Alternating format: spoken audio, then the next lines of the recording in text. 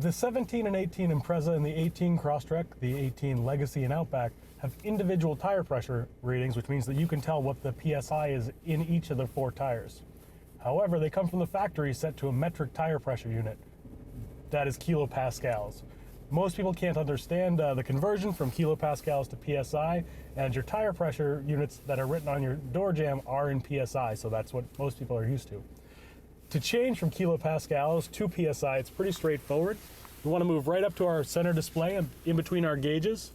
We want to use the 3 buttons at the lower left side of your steering wheel. Click the down arrow. That'll bring you to this press and hold I/set screen. At this point, pull and hold the middle button. That'll take you in.